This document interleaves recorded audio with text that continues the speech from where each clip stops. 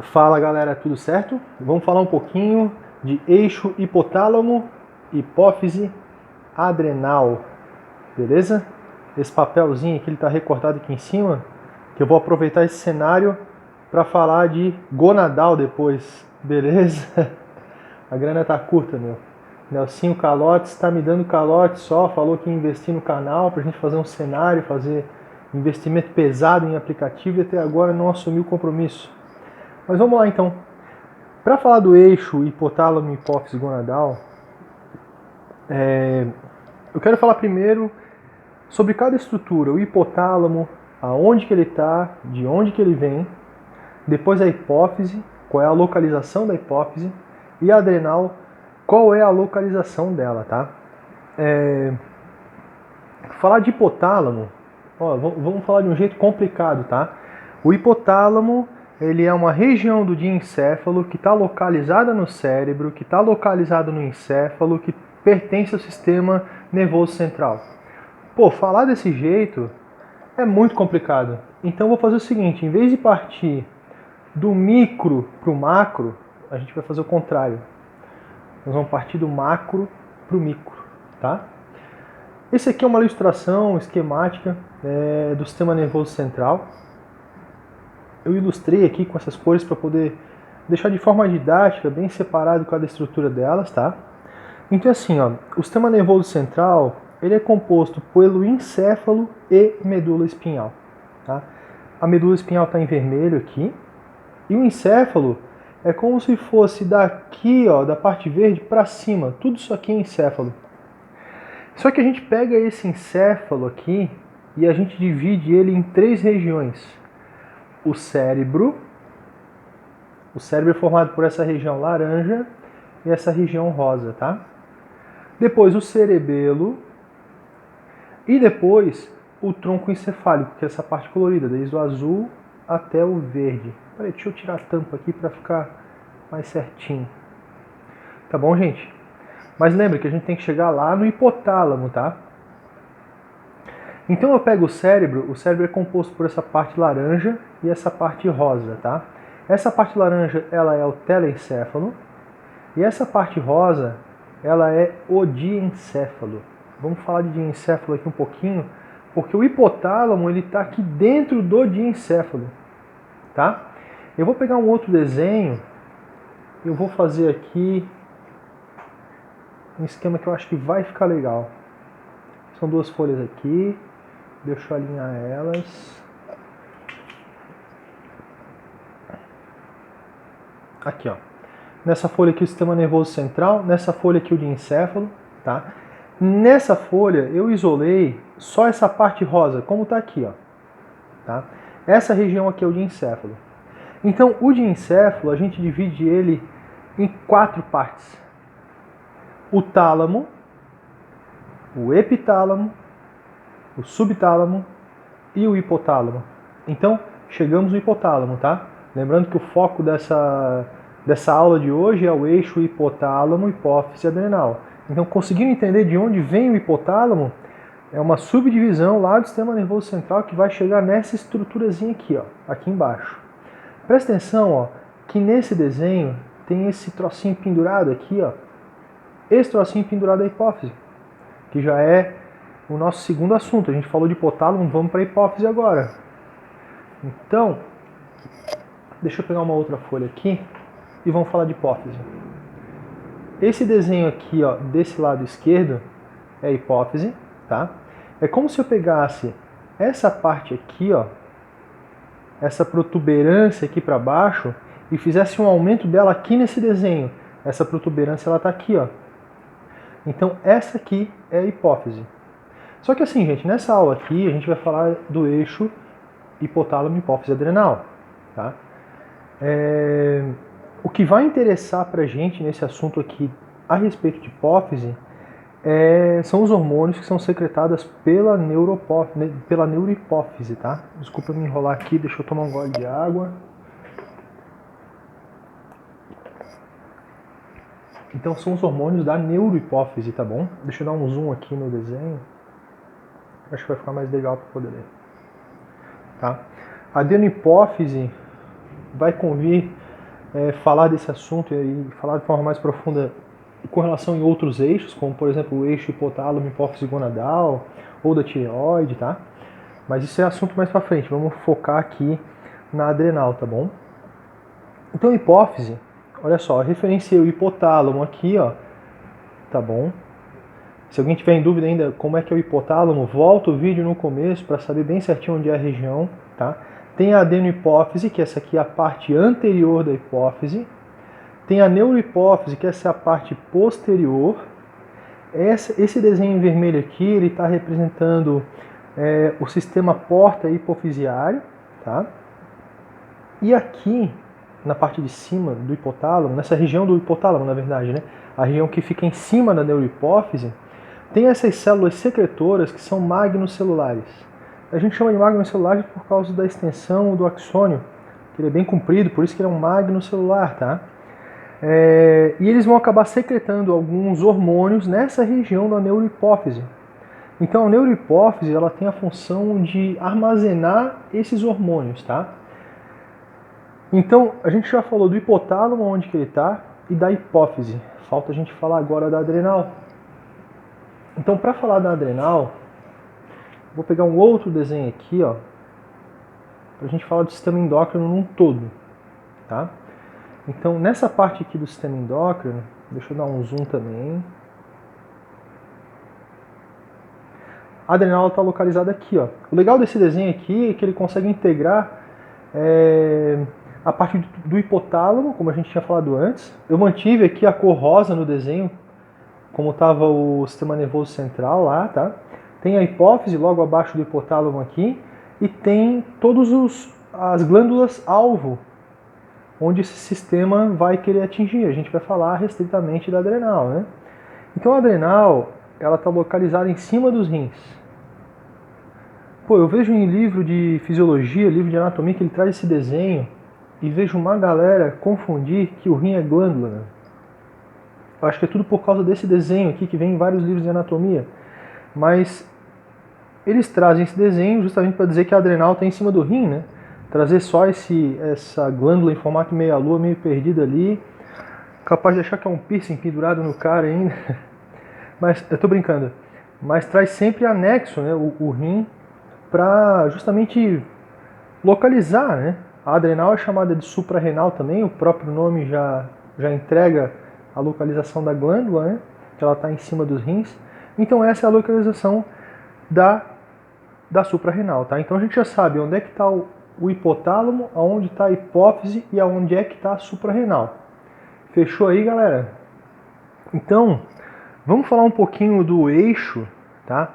Como que esse eixo funciona? Deixa eu pegar uma outra folha aqui, ó. Esse esquema aqui é um esquema genérico, tá?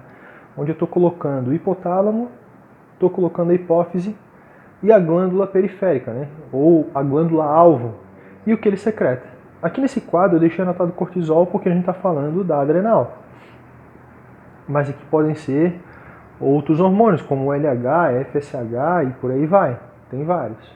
Mas vamos nos concentrar aqui no cortisol, beleza? Então, ó, o hipotálamo, ele é regulador desses hormônios. Quando a gente vê a letra R aqui, que está acompanhada no nome de um hormônio, esse R é de releasing em inglês, que é a regulação, tá? E tem hormônios que são estimuladores e hormônios que são inibidores. Quando ele vem com a letra I, ele é um inibidor, tá bom? Como tem lá o inibidor da prolactina, ele vai vir com a letra I nesse hormônio de regulação, tá bom? Como é que vai funcionar esse eixo hipotálamo, hipófise, adrenal? Ele tem que ter, primeiro de tudo, um fator que desencadeia tudo isso. E quando a gente fala de adrenal, a gente está falando aqui, ó, de estresse. Deixa eu diminuir o zoom. A gente está falando de estresse. O estresse é o fator que desencadeia todo esse eixo aqui, tá? Então o estresse é ativado lá no sistema límbico, onde transforma todas as nossas sensações em sinais químicos. Isso é levado para o hipotálamo. O hipotálamo vai ter uma reação que ele vai secretar o CRH. CRH, que ele está escrito em inglês, na verdade é hormônio regulador de corticotrofina. Tá bom? Então, lembra bem desse nome, ó. É corticotrofina, tá bom? Regulador de corticotrofina. Fechou? Então o hipotálamo, ele secreta o CRH para a hipófise. A hipófise vai reagir... Opa! Escutaram o trovão aí, ó? A hipófise, ela vai ser estimulada a liberar o ACTH. Olha só, ACTH é hormônio trófico do córtex da adrenal. Pô, o próprio nome do hormônio já entrega onde é que ele vai agir. Ele vai agir lá no córtex da adrenal. Não vai agir na medula da adrenal, tá? Ele vai agir lá no córtex da adrenal. O próprio nome já entrega tudo. Não precisa decorar nada, é só entender o funcionamento. Então, o ACTH vai ser liberado para a glândula periférica. Que glândula é essa, galera? Pô, é lógico que é a adrenal. Fechou? Fácil de entender, né? E aí a adrenal, em resposta, vai liberar cortisol e vai liberar andrógenos. Fechou? Só que assim, ó, nesse esquema que eu fiz, ele tem uma alça de retroalimentação mostrando para cá, ó, um feedback negativo e para o outro lado um feedback positivo. Só que quando a gente fala desse sistema de retroalimentação desse eixo aqui, a gente não leva em consideração o feedback positivo, tá? Ele só vai trabalhar com feedback negativo. Se a quantidade de cortisol e de andrógeno está muito alta, ele manda um feedback negativo para o hipotálamo liberar menos CRH, consequentemente liberar menos ACTH, que aí diminui essa secreção que a adrenal está fazendo. Fechou? Se ficou alguma dúvida, volta. Se ficou alguma dúvida, coloca no comentário. Beleza? Vamos falar de adrenal agora?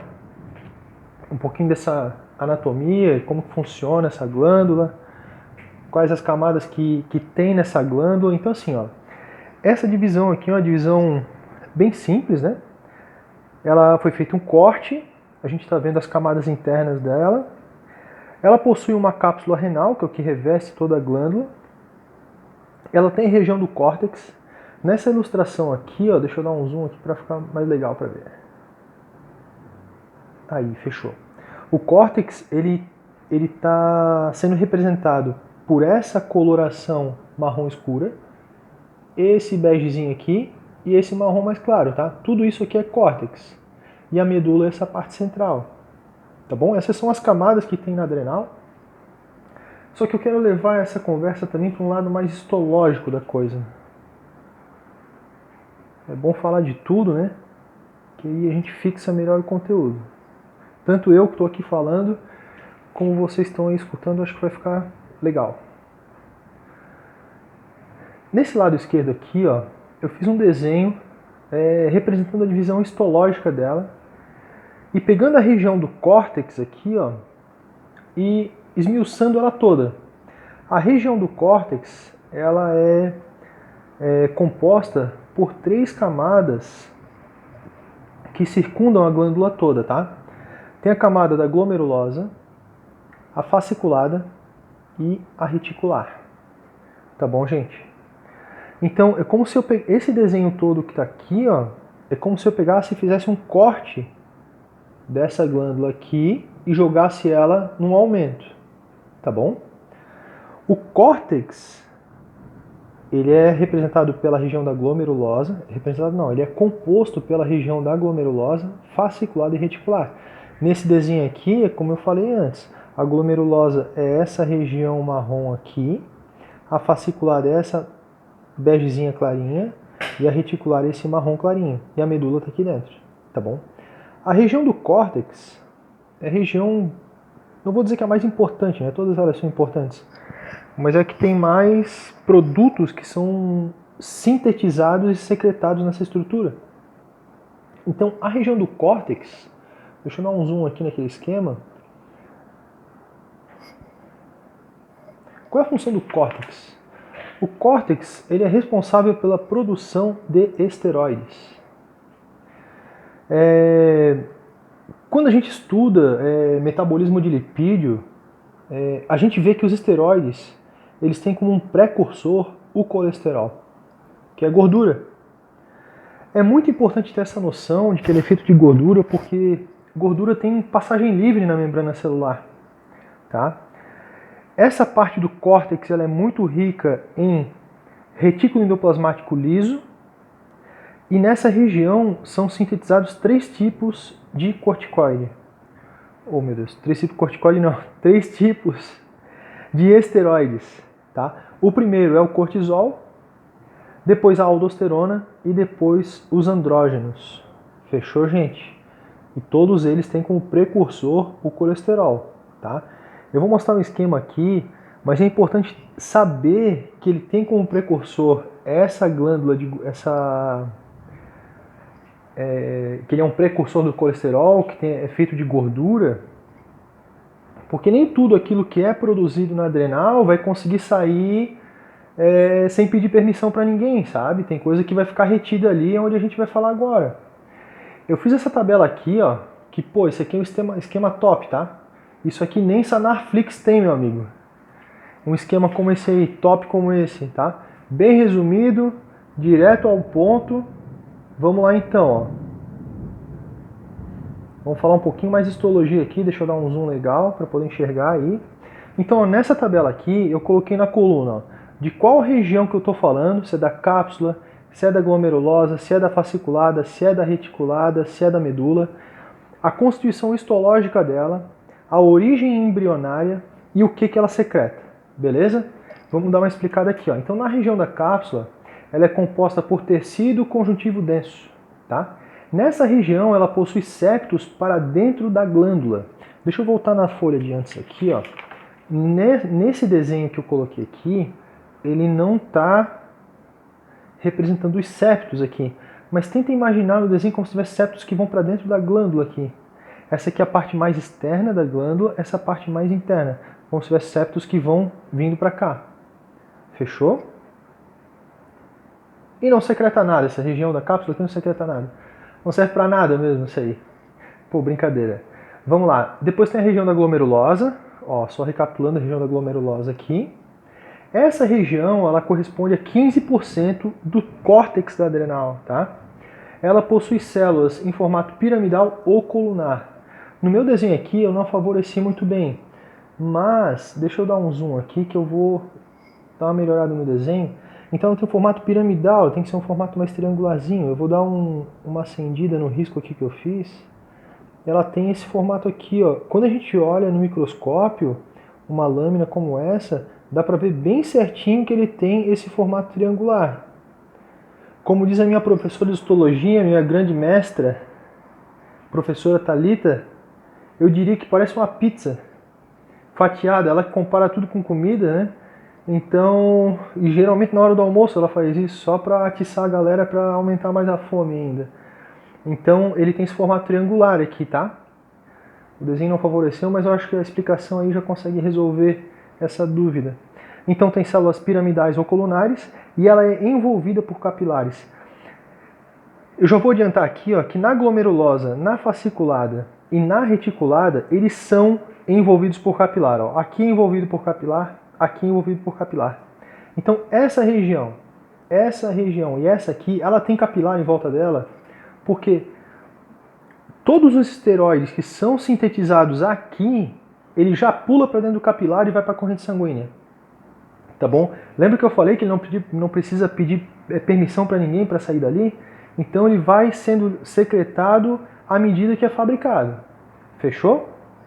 Vamos aqui para a região fasciculada agora. A fasciculada, ela representa 65% do córtex. Ela tem células poliédricas, que é essa região aqui, tá? Ela também é envolvida por capilares, ó, se liga aí, tem capilar aqui para poder estar recolhendo todos esses esteroides que são fabricados. E tem gotículas lipídicas. Nessa parte aqui é possível identificar gotículas lipídicas, ou seja, quanto mais lipídio, mais esteroide. Então ele vai ter uma secreção bem grande, tá? Origem embriológica, mesoderme, e a região da fasciculada secreta o cortisol, tá bom? A gente vai falar mais no final sobre a relação do cortisol com homeostasia, tá bom? Vamos para outra camada, que é a reticulada. Essa daqui que tá em azulzinho. É reticulada ou reticular, eu chamo de reticulada sempre. Isso me atrapalha um pouco. Peraí, deixa eu tomar uma água.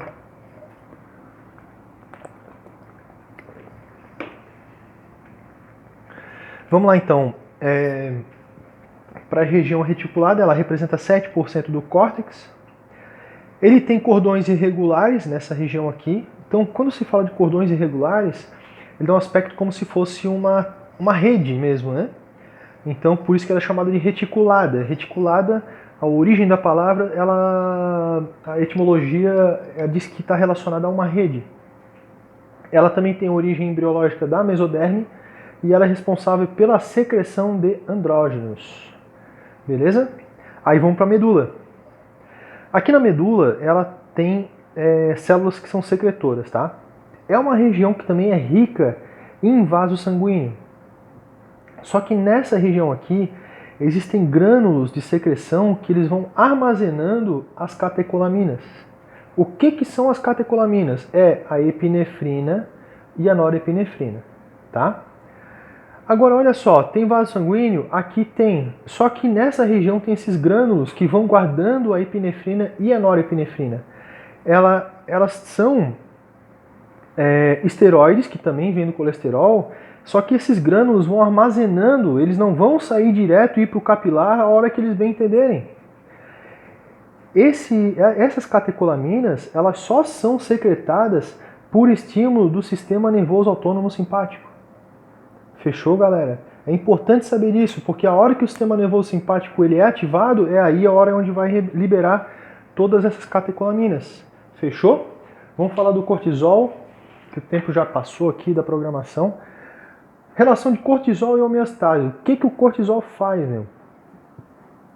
O cortisol é conhecido como hormônio de estresse, né? Então, numa situação de estresse, o corpo fica nessa questão de luta ou fuga. Quando nós estamos diante de um predador ou de uma situação de estresse, o corpo se comporta dessa forma. Ou tu luta ou tu foge. Só que assim, para tu lutar ou fugir, tu precisa de energia. Aí que tá, essa questão do cortisol e homeostasia tem que entender esse primeiro princípio, que ele vai querer que o corpo obtenha energia de algum lugar. Como que ele vai obter energia? Comendo, tu não vai chegar pro teu predador e falar assim, espera aí, deixa eu comer aqui uma fatia de pizza para eu ter energia para fugir de ti. Não existe isso, né, querido?